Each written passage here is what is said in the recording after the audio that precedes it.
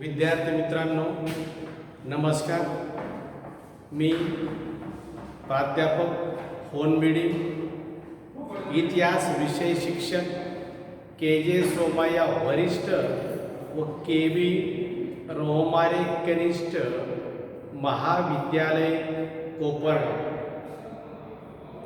पाठीमागील तासात आपण ब्रिटिश ईस्ट इंडिया कंपनीची पार्श्वभूमी बघितली. का पोर्तुगीजांनंतर इंग्रज भारतामध्ये कशा पद्धतीने स्थायिक झाले, त्यांनी आपले पाय कसे रोवले म्हणजे त्यांनी आपला व्यापार कसा सुरुवातीला केला. इंग्लंडमधील हुशार दूरदृष्टीचे महत्वाकांक्षी व्यापारी एकत्र आले आणि त्यांनी पूर्वेकडील देशांबरोबर व्यापार संबंध निर्माण करण्याची संबंध निर्माण करण्याची इंग्लंडची राणी एलिझाबेथ हिने या व्यापारी कंपनीला पूर्वेकडील देशांबरोबर व्यापार करण्यासाठी 15 वर्षाची सनद दिली, म्हणजे अधिकार दिले. का त्यांनी 15 वर्ष पूर्वेकडील देशांबरोबर व्यापार करावा. दिल्लीचा मोगल बादशाह जहांगीर याच्या दरबारात सर्वप्रथम कॅप्टन हॉकिन्स हा आला आणि याने जहांगीराकडून व्यापारी सवलती मिळवल्या. पुढील काळात कॅप्टन हॉकिनपेक्षाही दूरदृष्टीचा हुशार महत्वाकांक्षी सर थॉमस रो हा भारतात आला. जहांगीराची भेट घेतली आणि मोगल बादशाह जहांगीराकडे याने व्यापारी सवलती मिळवल्या आणि सुरत या ठिकाणी इंग्रजांनी आपली पहिली वकार स्थापन केली. इंग्रजांचा एक उद्दिष्ट होतं पूर्वेकडील देशांबरोबर व्यापार करणे, व्यापारी संबंध निर्माण करणे, व्यापारातून नफा मिळवणे, व्यापाराचा विकास करणे आणि व्यापाराला संरक्षण करणे. हे त्यांचं उद्देश किंवा थोडक्यात त्यांचं उद्दिष्ट. आणि हे उद्दिष्ट डोळ्यासमोर ठेवूनच यांनी व्यापार वाढवला. कुठं वाढवला? पूर्वेकडील देशांबरोबर. आणि हळूहळू राजकीय हस्तक्षेप करण्यास सुरुवात केली. पूर्वेकडे व्यापार करत असताना हा व्यापार समुद्राच्या मार्गाने चालत होता, जहाजामधून चालत होता. आणि हा प्रवास थोडा कठीण होता. का कठीण होता? तर हा प्रवास हवामानावर अवलंबून होता. हवामानाचा अंदाज घेऊन या व्यापाऱ्यांना प्रवास करावा लागला. आणि या काळात शिडाची जहाज होती. कोणती जहाज होती? शिडाची जहाज.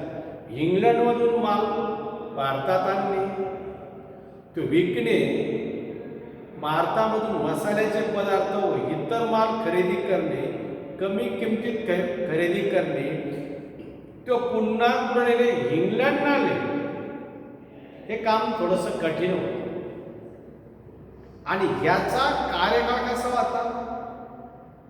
कमीत कमी 9 महिने तर जास्तीत जास्त 13 महिने. या काळामध्येच हे सर्व क्रिया त्यांना करावी लागत. माल आणणं, विकणं, भारतामधील माल खरेदी करणं किंवा जहाजामध्ये भरणं पुन्हा इंग्लंडला याकरता आपल्याला वखार स्थापन केली पाहिजे भारतामध्ये असं त्यांना वाटत. कारण हे शिडाची जहाजं म्हणल्यानंतर त्यांना ती हे लाकडी जहाजं होती. तिन्ही बाजूने लाकडांचा वापर केला होता. या लाकडाला कापड गुंडाळलेलं होतं आणि त्या वाऱ्याचा हवेचा दाब त्या कापडावर पडत होता आणि त्या दाबामधून ते जहाज पुढं चालत प्रवास करत. हे सर्व काम कठीण. म्हणून भारतामध्ये आपल्या वखारी स्थापन केल्या हा दृष्टिकोन डोळ्यासमोर ठेवून इंग्रजांनी भारतामध्ये आपल्या वसाहती वखारी स्थापन. आता भारतामधील ब्रिटिश ईस्ट इंडिया कंपनीचा कारभार कशा पद्धतीने चालत होता हे आपल्याला या ठिकाणी बघायचे. मोगल बादशाह औरंगजेब याच्या मृत्यूनंतर दिल्लीची सत्ता कमकुवत बनत गेली. ही प्रबळ सत्ता कमकुवत बनत गेल्यामुळे मराठी सत्तेला उतरती कळा लागली होती. म्हणजे मराठी सत्ता सुद्धा दुबळी बनत चालली व इतर सत्ता कमकुवत झालेल्याच होत्या. त्या सर्व राजकीय परिस्थितीचा फायदा ईस्ट इंडिया कंपनीतील अधिकाऱ्यांनी केला आणि औरंगजेबाच्या मृत्यूनंतर यांनी भारतीय राजकारणात हस्तक्षेप सुरू केला. आपण बघितलं प्लासीची लढाई आणि बक्सारची लढाई, त्या दोन्ही लढाईमध्ये इंग्रजांचा विजय झाला. सिराजुद्दौला आणि मीर कासिमचा पराभव झाला आणि यांनी आपली राजकीय सत्तेची मुहूर्तमेढ लढवली होती आणि औरंगजेबाच्या मृत्यूनंतर तर त्यांना ती संधी चालू आली. ब्रिटिश पार्लमेंट आणि इंग्लंडचा राजा दुसरा चार्ल्स याने ब्रिटिश ईस्ट इंडिया कंपनीला व्यापार करण्यासाठी कारभार चालवण्यासाठी काही विशिष्ट लष्करी व नागरी अधिकारी ते या ठिकाणी आपल्याला सविस्तर पाहायचे आहे. कंपनीचे अधिकार, या कंपनीमध्ये जे नौकर वर्ग होता या नौकर वर्गाला शिक्षा करण्याचा अधिकार मिळाला. त्याचप्रमाणे कंपनीमध्ये लागणारा नौकर वर्गावर नियंत्रण ठेवण्याचा अधिकार. म्हणजे कंपनीमध्ये जे नौकर होते त्यांच्यावर नियंत्रण ठेवण्याचाही यांना काय मिळाला, अधिकार मिळाला. त्याचबरोबर संरक्षण करण्यासाठी सैन्य ठेवणे, शस्त्र ठेवणे, पूर्वेकडील देशांबरोबर व्यापारी संबंध निर्माण करणे, व्यापार वाढवणे आणि व्यापारामधून नफा मिळवणे. थोडक्यात व्यापारी सवलती यांना देण्यात आली. भारतीय राज्यकर्ते व पूर्वेकडील देशामधील राज्यकर्ते यांच्याबरोबर कधी कधी ब्रिटिश ईस्ट इंडिया कंपनीला संघर्ष करावा लागला. तर व्यापारातून तर त्यांनी सांगितलं यांच्याबरोबर युद्ध करा, पण कायमच युद्ध करू नका. कधी कधी यांच्याबरोबर तह करा, म्हणजे थोडक्यात बोलणी करा, वाटाघाटी करा, समझोता. आणि त्याचबरोबर किल्ले संरक्षणासाठी किल्ले बांधा. किल्ल्यांचं महत्त्व हे तुम्हाला माहितीच आहे. 6वी पासून तुम्ही इतिहास विषय घेता, त्यामधून तुम्हाला किल्ल्यांची थोडक्यात माहिती मिळते. आणि किल्ले एकासाठी संरक्षणासाठी. आणि त्यांनी सांगितलं तुम्ही काय करा, किल्ले बांधा. किल्ल्यांच्या माध्यमातून तुम्हाला त्या ठिकाणी रसद म्हणजे लागणारी साधन सामग्री ठेवता येईल, सैन्य. ह्या नागरी व लष्करी अधिकार ब्रिटिश पार्लमेंट दुसरा चार्ल्स यांनी कंपनीला दिला. कंपनीचा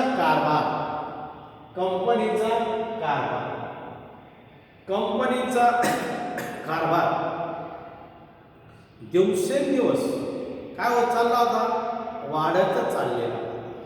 या कंपनीचा कारभार सुरळीत चालावा म्हणून यांनी विभाग पाडले आणि या विभागावर लक्ष ठेवण्यासाठी अधिकाऱ्यांच्या नेमणुका केल्या आणि अधिकाऱ्यांच्या माध्यमातूनच हा कारभार चालत. दोन भाग पाडले. पहिला भाग त्यांनी पाडला मद्रास. या मद्रास भागात ओडिशा आणि बंगाल यांचा प्रदेश आणि दुसरा जो भाग होता सुरत. इंग्रजांची पहिली वाकर, मी मागच्या तासाला सांगितलं, पुन्हा एक वाटा सांगतो. इंग्रजांची पहिली वाकर सुरत.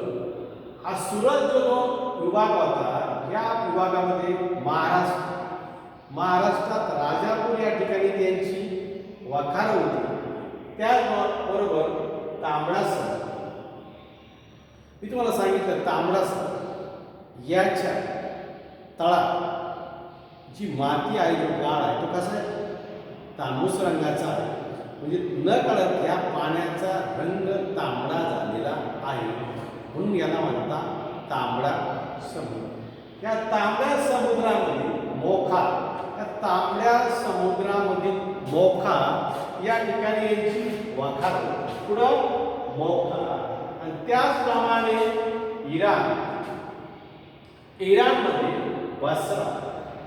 इराणमध्ये बसरा या ठिकाणी त्यांची वखार होती. म्हणजे थोडक्यात कारभार सुरळीत चालावा यासाठी यांनी दोन विभाग पाडले. पहिला विभाग मद्रास, दुसरा विभाग पाडला सुरत. आणि हा कारभार चालवण्यासाठी त्या ठिकाणी अधिकाऱ्यांच्या नेमणुका केल्या. हिशोबनीस म्हणजे थोडक्यात हिशोब घेणारा जो कारभार चालत होता, तो पैशाचा हिशोब. आपल्याही कुटुंबात प्रत्येक कुटुंब प्रमुख आपल्या पैशाचा आपल्याला काय घेते, हिशोब घेते. हिशोबनीस. कारकून म्हणजे लिहिणारा.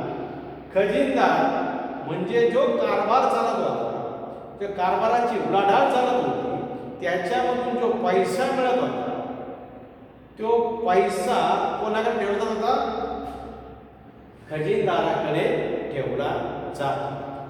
आणि कोठार, ज्या वस्तू होत्या, कोणत्या वस्तू आल्या, कोणत्या आयात करायच्या, कोणत्या निर्यात करायच्या, कोणती खरेदी करायची, ते कोठार होते वस्तूंचे. तो कोठार प्रमुख इतर व्यक्तींच्या या ठिकाणी नेमणुका केलेल्या होत्या. हिशोबनीस, कारकून, खजिनदार, कोठार प्रमुख आणि इतर लोकांचा समावेश होता या कंपनीचा कारभार पाहण्यासाठी. पदाधिकारी प्रमुख, प्रेसिडेंट म्हणजे अध्यक्ष, प्रेसिडेंट म्हणजे अध्यक्ष. त्याचप्रमाणे धर्मगुरू, इतर अधिकारी, शिकाऊ उमेदवार म्हणजे हा कारभार आपण कशा पद्धतीने चालवला पाहिजे असे शिकाऊ उमेदवार त्यांनी इंग्लंडमधून भारतात आणलेले होते. आणि इतरही लोकांचा समावेश त्याच्यामध्ये होता.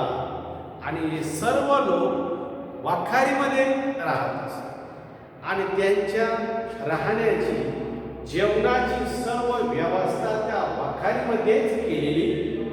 ते सर्व पदाधिकारी होते. त्याचप्रमाणे यांनी संरक्षणासाठी किल्ले बांधले. संरक्षणासाठी काय बांधले, किल्ले बांधले. त्याचबरोबर यांनी टाकसा, त्याचबरोबर यांनी काय, टाकसा म्हणजे नाणे तयार केले, पैसा, नाणे तयार केले. सोने, चांदी, जस्त, मिश्र या धातूंचे त्यांनी काय केले, नाणे तयार केले, म्हणजे टाकसाळ सुरू केली. असा हा दुसरा मुद्दा. आणि तिसरा मुद्दा, मुंबई बेट भारताची राजधानी, भारताचं आपल्या महाराष्ट्राची राजधानी आणि हे भारताचं नाक व्यापाराच्या दृष्टीकोन. हे आपणच नाही तर पोर्तुगीजांनी ओळखलं होतं, फ्रेंचांनी ओळखलं, डचांनी ओळखलं, आणि सगळ्यात जास्त फायदा कोणी घेतला, इंग्रजांनी. ही महाराष्ट्राची राजधानी, भारताचं व्यापाराच्या दृष्टिकोनातून नाक म्हणजे त्याला काय, नाक का म्हणतात त्याला ती उपमा दिली. त्या ठिकाणून व्यापाराची प्रचंड उलाढाल चालत होती. आजही आपली प्रचंड उलाढाल कुठून चालते, तर मुंबई म्हणूनच. हे मुंबई बेट सर्वप्रथम पोर्तुगीजांच्या ताब्यात होतं. लक्षात, हे मुंबई बेट इंग्रजांच्या ताब्यात नव्हतं, तर पोर्तुगीजांच्या ताब्यात. या मुंबई बेटामध्ये माहीम, शीव, परळ, वडाळा, ओरळी, माझगाव ह्या छोट्या छोट्या बेटांचा समावेश होतो. पुन्हा सांगतो, माहीम, शीव, परळ, वडाळा, ओरळी, माझगाव ह्या छोट्या छोट्या बेटांचा समावेश होतो. आणि सर्व छोटे छोटे बेट कोणाच्या नियंत्रणाखाली होते, मुंबई बेटाच्या नियंत्रणाखाली. आणि पोर्तुगीज कन्या हिचा विवाह इंग्लंडचा राजपुत्र दुसरा चार्लस याच्याबरोबर झाला. पोर्तुगीज राज्यकर्त्यांनी हे मुंबई बेट आपल्या जावायला म्हणजे दुसऱ्या चार्लसला भेट दिली, सप्रेम भेट दिलं जावायला. आणि त्या मुंबई बेटाचा कारभार दुसऱ्या चार्लसकडे. परंतु या ठिकाणचा कारभार आणि उत्पन्न याचा मेळ बसत, निघणारं उत्पन्न कमी आणि राज्य कारभारासाठी लागणारा खर्च जास्त, हा मेळ बसत नव्हता. आर्थिक दृष्टिकोनातून तोटा निर्माण होणार होता. आर्थिक बाजू कमकुवत होणार होती हे दुसऱ्या चार्लसच्या लक्षात आलं. शेवटी दुसऱ्या चार्लसने हे बेट ईस्ट इंडिया कंपनीला भाडे तत्वावर आणि ईस्ट इंडिया कंपनीच्या ताब्यात हे मुंबई बेट आल्यानंतर या बेटाचा विकास तो कसा झाला मी सांगतो. मुंबई बेटाचा कारभार पाहण्यासाठी सर जॉन ऑफ जी डेन ह्या व्यक्तीची मुंबई बेटाचा गव्हर्नर म्हणून नेमणूक. ही व्यक्ती हुशार होती, दूरदृष्टिकोन होता. ह्या व्यक्तीने नेमकं काय केलं तर या ठिकाणी टाकसाळ सुरू केली आणि या ठिकाणी सोने, चांदी, इतर धातूंची नाणी पाडण्यास सुरुवात केली. आर्थिक बाजू भक्कम केली आणि त्याचबरोबर अनेक व्यापाऱ्यांना व्यापार करण्यासाठी कुठं बोलवलं तर मुंबई बेटामध्ये, मुंबई भागात बोलवलं, का जेणेकरून व्यापार काय होईल, वाढेल. आणि त्यांच्या जोडीला कोण बोलवलं, कारागीर. व्यापाऱ्यांच्या जोडीला कोण बोलवलं, कारागीर. आणि यामधून या मुंबई बेटाचा विकास कुणी घडवला, सर जॉन ऑक्सिडेन व इतर ईस्ट इंडिया कंपनी अधिकाऱ्यांनी हा विकास घडवून आणला. आणि मुंबई बेटाचा संरक्षणासाठी 5 ते 6 जहाज, 5 ते 6 काय होती, जहाज होती. आणि शस्त्रधारी 300 सैनिक. किती सैनिक होते, 300 सैनिक. अशा प्रकारे ईस्ट इंडिया कंपनीच्या अधिकाऱ्यांनी मुंबई बेटाचा विकास घडवून आणला. अशा पद्धतीने आजच्या तासाला आपण ईस्ट इंडिया कंपनीच्या कारभाराची माहिती बघितली. आजच्या तासाला आज आपण या ठिकाणीच थांबू. धन्यवाद.